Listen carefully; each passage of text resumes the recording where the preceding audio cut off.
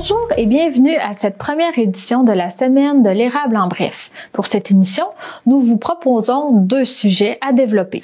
L'anticipation de l'événement de recrutement Mission Emploi Arthabasca Érable ainsi que l'annonce de la présentation de la pièce de théâtre Scrooge par la troupe La Relève.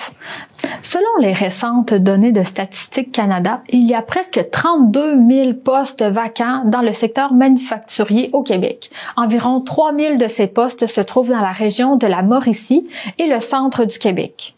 Cela représente une pénurie de main-d'œuvre importante pour Arthabasca Érable, où plusieurs usines d'importance nationale et internationale se trouvent. Afin de pouvoir fonctionner et trouver du personnel en région, les secteurs manufacturiers et les services demandent de l'aide à la Chambre de commerce et d'industrie des Bois-Francs et de l'Érable. La réponse a été la création de l'événement de recrutement Mission Emploi Arthabasca Érable. Dans sa 5e édition, cette activité de recrutement aura lieu le vendredi, le 18 novembre, au Centre des congrès de Victoriaville, de 13h à 20h. Plus de 1000 postes dans différents domaines ainsi que 300 emplois étudiants seront offerts au cours de l'exposition.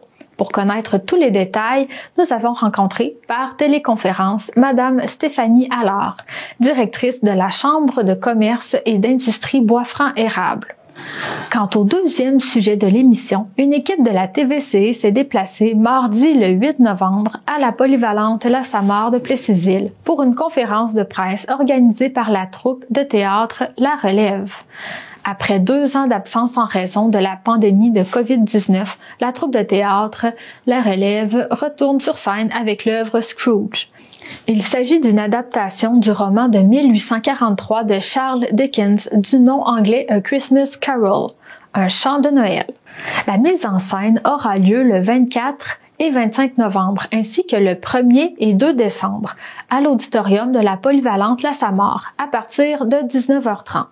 Les profits du spectacle seront versés à des programmes communautaires et à l'assistance de personnes en besoin, selon les critères scolaires. Maintenant, nous commençons par le premier sujet, Mission Emploi Arthabasca Érable. Vous cherchez un emploi? 60 employeurs vous attendent au Centre des congrès de Victoriaville le 18 novembre prochain de 13h à 20h pour l'événement Mission Emploi Arthabasca Érable. Plus de 1000 postes sont à combler. Des postes réguliers, étudiants, à temps complet ou à temps partiel.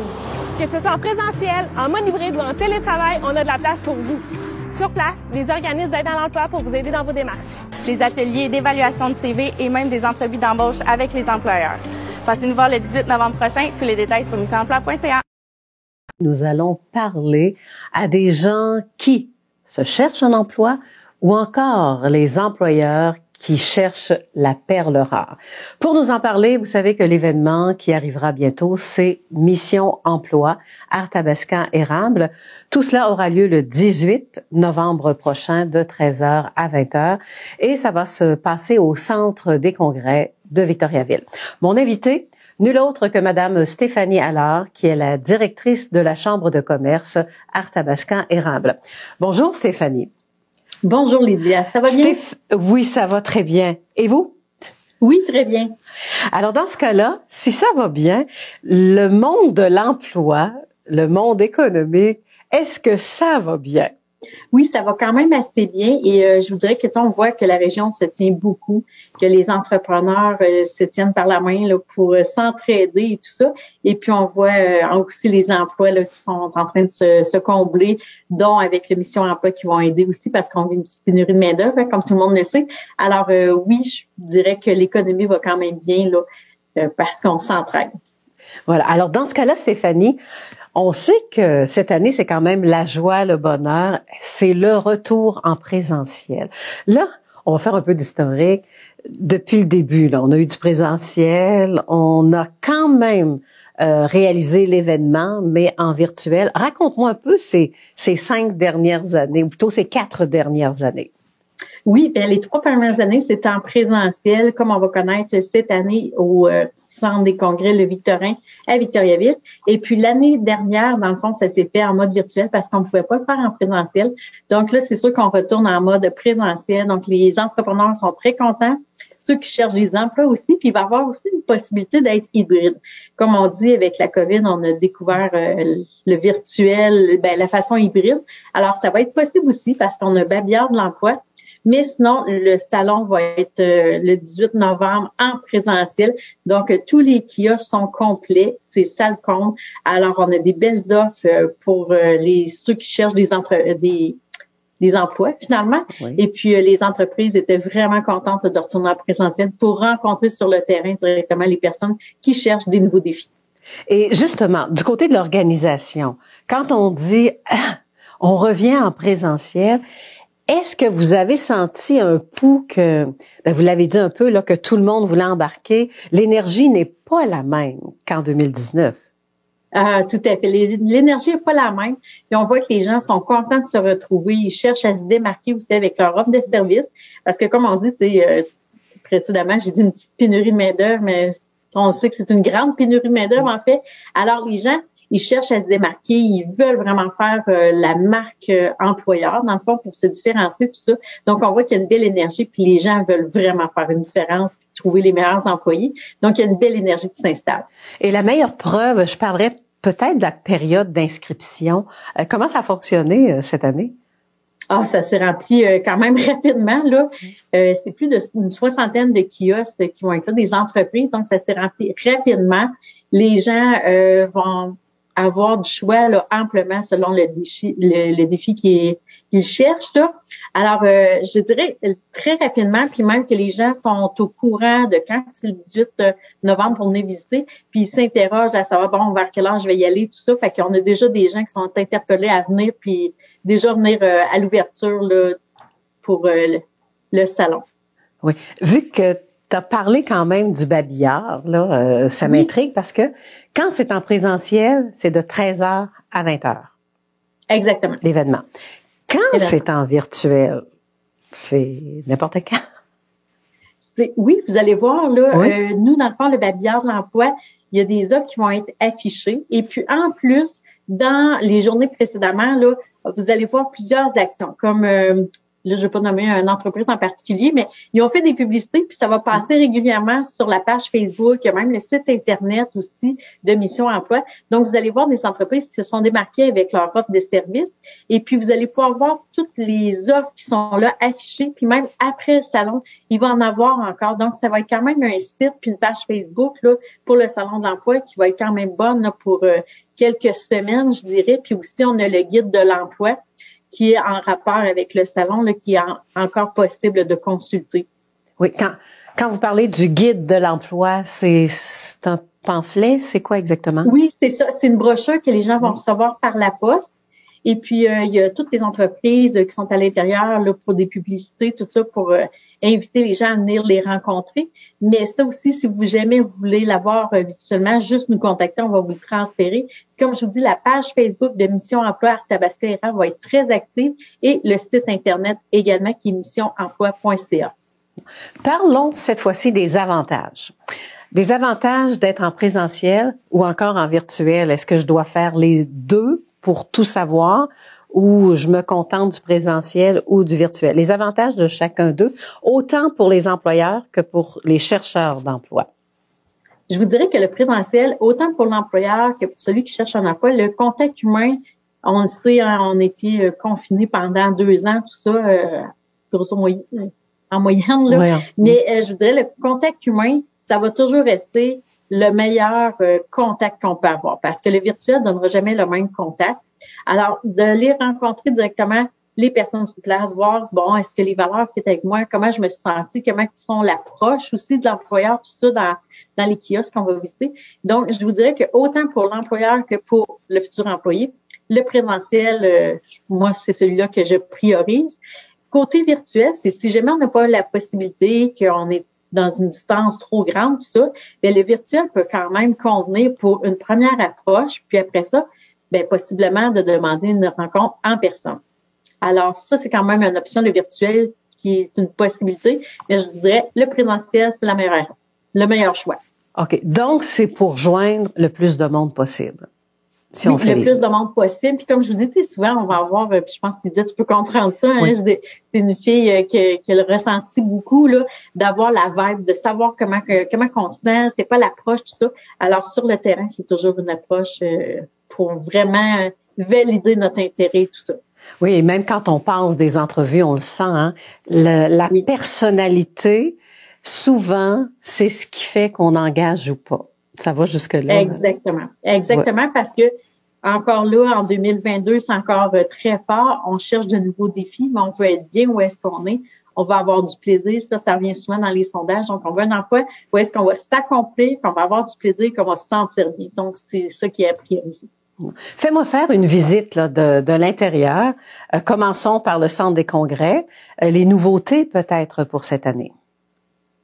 Les nouveautés, bien, ça va être vraiment tous les kiosques. Quand on va se présenter, bon, vous allez rentrer, il y a quelqu'un qui va vous accueillir, tout ça. On va vous accompagner pour savoir vers quel secteur vous voulez vous diriger. Peut-être que vous allez l'avoir déjà fait à l'avance, le choix. Nous, on va vous orienter et puis c'est là que vous allez pouvoir rencontrer des entrepreneurs que vous souhaitez et peut-être même découvrir d'autres entreprises que vous n'aviez pas dans votre plan du départ. Mais vous allez pouvoir faire tout le salon sans problème. Puis c'est vraiment de 1h jusqu'à 20h le soir. Donc, vous allez avoir du temps. Si jamais vous voulez revenir, des fois, on rencontre quelques entrepreneurs. Après ça, on sort à l'extérieur, on va souper, on revient ensuite. Ça va être possible aussi. Là. Des fois, on veut décanter tout ça. Alors, ça va être possible. Alors, un salon, comme je vous dis, très bien rempli, que vous allez pouvoir voir toutes les offres, puis le babillard de l'emploi, bien entendu, là, qui va être intéressant aussi de mode virtuel. Et une question intrigante, comment agit la personne qui se cherche un emploi? Est-ce qu'on fait une visite rapide, on prend un peu des notes et après ça, on recommence? C'est quoi la recherche qu'on doit faire en tant que chercheur d'emploi? En tant que chercheur d'emploi, c'est sûr qu'on va visiter soit la page Facebook ou le site Internet au départ pour voir, bon, qu'est-ce qu'il y a comme offre, qu'est-ce qu'on cherche aussi. Parfois, on va aller voir aussi le profil des entreprises parce que, comme je disais précédemment, les entreprises ont fait des publicités pour se démarquer, pour accrocher des futurs employés. Donc, ils vont aller voir, bon, ça, est-ce que ça me ressemble comme style? Oh, cette publicité-là m'a intéressé. Ce qu'ils font comme produit, c'est intéressant. Leur valeur aussi, ça me rejoint parce que maintenant, on cherche beaucoup des entreprises qui ont des valeurs qui sont les nôtres, dans le fond, qu'on partage. Alors, ils vont aller faire une première recherche. Ça, c'est ce que je suggère aussi. Et puis après ça, avec le guide ou tout simplement quand ils vont arriver au salon, ils peuvent nous approcher puis dire, ben moi j'ai vu telle entreprise, bon c'est sûr je vais aller les visiter et de se faire des notes. T'sais, souvent on va faire un premier tour de salon pour voir qu'est-ce qu'il y a sur le marché, tout ça, ben même des kiosques. Et puis après ça, de commencer à faire les rencontres individuellement pour aller se présenter, voir en profondeur c'est qui ces personnes-là qui sont dans les kiosques, c'est qui l'entreprise, qu'est-ce qu'ils font. Poser des questions. C'est pas juste l'entrepreneur, on le sait là maintenant, qui passe en entrevue l'employé, mais c'est des deux côtés. L'employé peut poser des questions, peut demander c'est quoi les valeurs, c'est quoi les produits, à quoi ça ressemble, les avantages sociaux, tout ça. Donc, c'est une belle proximité qui est directement sur place. Puis, il faut en profiter. Faut pas faire un tour rapide, là, tout simplement, bon, OK, il y a ça, mais je repars. Non, approfondir les connaissances, puis aller les rencontrer, puis poser des questions. Vous savez, il y a toujours un petit côté, à un moment donné, découragement. Même dans un salon, ça peut arriver. Tu sais, à un moment donné, je serai jamais capable. Ils demandent universitaire, maîtrise, mais je le sais que j'aimerais ça, faire cette job-là. Je suis capable avec mon vécu. J'ai envie de dire à ces gens-là, postulez pareil. Ben oui, postulez pareil. Puis aussi, on a le Carrefour Jeunesse Emploi qui est là, qui peut aider. On a de la formation continue aussi. Donc, il y a des possibilités d'aller se performer aussi. Parfois, on va voir, bon, les gens ont eu un emploi, ben ils ont eu un offre, puis ils l'ont accepté, tout ça. Puis ça vient avec de la formation pour se performer, pour se développer. Donc, comme tu dis, Lydia, faut pas mettre un frein, on applique. On se lance comme ça, puis après ça, on peut prendre la formation puis se développer, ça, il n'y a aucun problème. Parce que je reviens à notre point de départ du début, la personnalité qui est un point important. Oui. Assez que les entreprises sont prêtes à vous donner la formation. Ça peut aller jusque-là, hein? Oui, ça peut aller jusque-là. Formation continue qui est très, très à la mode, je dirais, ces temps-ci, là, avec les entreprises, les cégep, on a le SAE, le Carrefour Jeunesse Emploi. Donc, il y a plein d'organismes comme ça ou des places de scolaires comme ça qui peuvent nous accompagner en tant l'employeur autant que l'employé. Donc, oui, la formation d'entreprise, ça peut être très intéressant. J'aimerais ça savoir les métiers les plus populaires qu'il y aura dans votre salon. Les plus populaires, comme vous savez, on est secteur manufacturier, donc les soudeurs, les monteurs, les machinistes, des emplois comme ça. Mais on faut pas penser que c'est seulement là, tu sais, des ouvriers puis des cadres comme ça, des cadres, des postes comme ça en entreprise. Mais il y a aussi du travail de bureau, dans le fond. Alors, il y en a pour tous les goûts, autant pour hommes que pour femmes. Donc, gênez-vous pas. Il y a des belles offres, des belles entreprises qui s'impliquent et puis il y en a vraiment là pour tous les secteurs. Donc, quand on dit tous les secteurs, j'ai entendu dire, j'ai envie de, je ne sais pas si vous allez avoir quelqu'un en ce sens-là à votre salon, avec l'arrivée des immigrants, hein, c'est une réalité dans le centre du Québec en tout cas, il y a un poste qui est à combler, c'est la francisation de nos immigrants. Alors, si vous savez parler l'espagnol, l'allemand et en plus le français, on peut vous prendre dans le domaine de l'enseignement aussi. Oui, c'est ça, l'enseignement aussi qui est à la recherche d'employés. Puis c'est sûr qu'il y a des secteurs qui doivent avoir des reconnaissances une fois qu'ils arrivent ici au Québec. Tu sais, nous, la Chambre de commerce, on travaille avec la Fédération des chambres de commerce du Québec pour justement faciliter leur arrivée, améliorer le processus parce qu'on sait qu'il y a des petites longueurs de ce côté-là. Mais encore là, tu sais, moi, comme tu disais, Lydia, tu sais, on applique puis on voit après ça les solutions qui sont possibles de faire. Puis il faut pas s'arrêter à un simple nom. Faut faire des démarches pour se présenter puis déposer des candidatures. Est-ce que la Chambre de commerce cherche un employé aussi? Lançons l'appel. Non, on est... Mais oui, si on chercherait, ça serait une belle place aussi, le salon. Là. Présentement, on cherche pas d'employés, mais c'est sûr que si on en cherche, on fait appel à nos contacts, au salon comme ça. Donc, il faut être vraiment partout parce que faut toujours être actif pour notre marque employeur aussi parce qu'on sait jamais, est-ce qu'il y a des projets qui vont arriver? S'il y a des projets qui arrivent, il faut avoir les bonnes personnes en place pour combler les attentes, tout ça, les postes, les mandats. Alors, moi, je pense sincèrement à un organisme ou une entreprise, il faut toujours être actif là, pour aller faire notre marque employeur puis recruter les bonnes personnes pour faire partie de l'équipe. Stéphanie, je pense qu'on a vraiment donné le goût aux gens d'aller à votre salon, autant en présentiel qu'en virtuel. Je vous rappelle, plus de 1500 postes offerts, emplois réguliers et étudiants, 60 employeurs qui seront sur place. On veut s'informer. Stéphanie, le mot de la fin, allez-y. Oui, vous pouvez retrouver la page Facebook qui est Mission Emploi Arthabasca Érable ou sinon le site Internet qui est missionemploi.ca, excusez-moi. Et puis aussi, vous pouvez nous contacter à la Chambre de commerce au 819-758-6371 si jamais vous avez des questions. Et on se retrouve le 18 novembre de 1h à 20h, Salon des congrès de Victoriaville. Et même si vous cherchez pas de défi, partagez, dites-le à quelqu'un qui cherche un nouveau défi parce qu'on est très accueillant dans la région d'Arthabasca et de l'Érable. Merci beaucoup de votre entrevue, Stéphanie Allard. Bon succès pour cette 5e édition. Merci beaucoup. Alors, je m'entretenais avec Madame Stéphanie Allard, donc la directrice de la Chambre de commerce et d'industrie Boisfranc-Érable. Maintenant, nous changeons complètement de sujet pour découvrir l'annonce de la troupe de théâtre La Relève à la polyvalente La Samar de Plessisville par des étudiantes de la première et deuxième année du secondaire. Nous nous trouvons dans la polyvalente La Samar de Plessisville pour une conférence de presse sur l'activité théâtrale des élèves. Un spectacle de théâtre sera présenté le 24 et le 25 novembre ainsi que le 1er et le 2 décembre 2022 à l'auditorium de la polyvalente La Samar à partir de 19h30. Dans la conférence de presse d'aujourd'hui, nous vous informerons sur tous les détails. Okay. Bonjour et merci à tous de vous être déplacés. Merci à vous les journalistes. Je me présente, mon nom est Azé Bouvier. Je suis dans le comité des communications de la troupe La Relève et j'agirai en titre d'animatrice de conférence. Tout d'abord, j'inviterai Naïma Côté, aussi membre des communications, à prendre la parole pour vous présenter le projet. C'est avec fierté que les jeunes de la relève vous présentent le thème de leur prochain spectacle qui sera présenté les 24 et 25 novembre ainsi que les 1er et 2e décembre prochains. Cette année, la troupe présente la pièce Scrooge, l'adaptation du classique A Christmas Carol de Charles Dickens, a été écrite et mise en scène par Mario Fortin, animateur SACEC. La pièce vous plongera dans une ambiance féerique pour bien débuter la période des fêtes. Le spectacle raconte l'histoire d'Ebenezer Scrooge, un vieil homme égoïste et solitaire qui n'aime pas Noël, mais qui aura la visite de 3 fantômes lors de la nuit de Noël, invoquant son passé, son présent et son avenir. La relève veut permettre aux jeunes de se découvrir et de grandir à travers les arts de la scène.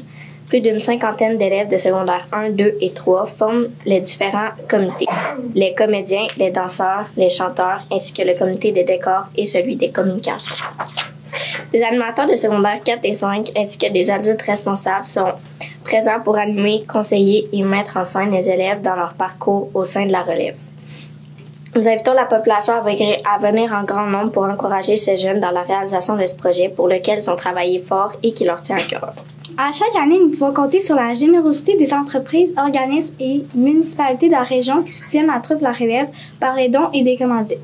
Nous tenons à tous les remercier chaleureusement pour leur appui. Rappelons que le spectacle sera présenté le 24 et 25 novembre ainsi que le 1er et 2 décembre prochain à l'auditorium de la Polyvalente La Samar dès 19h30. Dès demain, le 9 novembre, les billets seront en vente au coût de 12 $ en pré-vente et 15 $ à l'entrée le soir de représentation. On a tous des jeunes qui vont, peut-être pour la première fois, vont faire partie même sur la scène. Donc, c'est une première pour tout le monde. Qui que c'est sa première fois? Tout le monde! C'était un beau défi.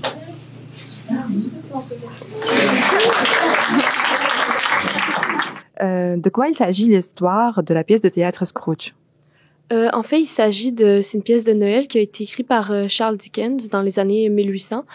C'est un vieillard, en fait, qui il déteste vraiment Noël. Il y a eu beaucoup de choses dans sa vie qui ont fait que il est très fâché, il aime pas... c'est pas quelqu'un de joyeux et de sympathique, on va dire. Puis là, quelqu'un qui est mort, qui va lui annoncer qu'il va recevoir la visite de 3 fantômes. Le fantôme du passé, du présent et du futur. Et tous ces fantômes-là vont lui montrer son passé, qu'est-ce qui est arrivé dans sa vie pour qu'il soit comme ça, qu'est-ce qui se passe là, les conséquences de ses actes, puis qu'est-ce qui va arriver dans le futur. Puis à cause de ça, il réalise, fait qu'il se rend compte. Donc à la fin, il réalise ses erreurs, puis essaie de réparer ses erreurs. Est-ce que la pièce a été adaptée? Oui, c'est sûr, ils ont réécrit certains scripts, ils ont changé des choses, mais c'est quand même assez fidèle à la version originale, je pense. C'est historique, ça se passe dans les années 1800, là, l'époque où ça a été écrit. C'est quoi votre rôle dans la pièce? Je joue Monsieur Scrooge, en fait. Puis, ouais, il y a... Vous pouvez juste nous parler en plus de détails de votre personnage. En gros, c'est le personnage dont j'ai parlé plus tôt. C'est quelqu'un de très... qui est refermé sur lui-même. Il est vraiment... il parle pas aux gens, c'est pas quelqu'un qu'on va vraiment dire il a l'air sympathique dans la rue par exemple, puis il est même égoïste. Puis c'est ça qu'on voit dans la pièce, c'est le changement de ce comportement-là. Après qu'il y a eu la visite des fantômes, il a vraiment réalisé toutes ses erreurs. Puis là, il essaie de devenir quelqu'un de meilleur, quelqu'un de gentil. Puis là, ça parle aussi un peu de l'esprit de Noël. Donc il décide de fêter Noël puis d'être une meilleure personne. Est-ce que vous pouvez nous parler de l'histoire de la relève? Oui, en fait, ici à la Polyvalente, il y a la troupe Ensemble qui est destinée au secondaire 3, 4 et 5 qui a été partie il y a 35 ans. Donc la relève, c'est un peu la petite sœur de cette troupe-là. Elle s'adresse vraiment au secondaire 1, 2 et 3. Donc c'est pour préparer les jeunes justement dans la préparation du spectacle. C'est aussi une croissance personnelle en fait. C'est un projet qui est monté aussi pour développer l'estime de soi chez les jeunes. Puis ensuite de ça, une fois qu'ils passent en secondaire 3, 4, 5, ils peuvent s'inscrire dans la troupe Ensemble. Les comédiens qui participent à la pièce, ils ont quel âge? De 12 à 14, 15 ans, là, à peu près. Ils sont combien? En fait, sont une cinquantaine d'élèves à participer dans les 5 différents comités. Il y a 18 comédiens qui vont être sur la scène. Il y a 2 chanteurs. Il y a 8 danses. Il y a aussi 8 personnes qui font partie du comité des communications, donc qui travaillent à la promotion du spectacle. Puis, il y a également 18 jeunes qui travaillent au décor du spectacle.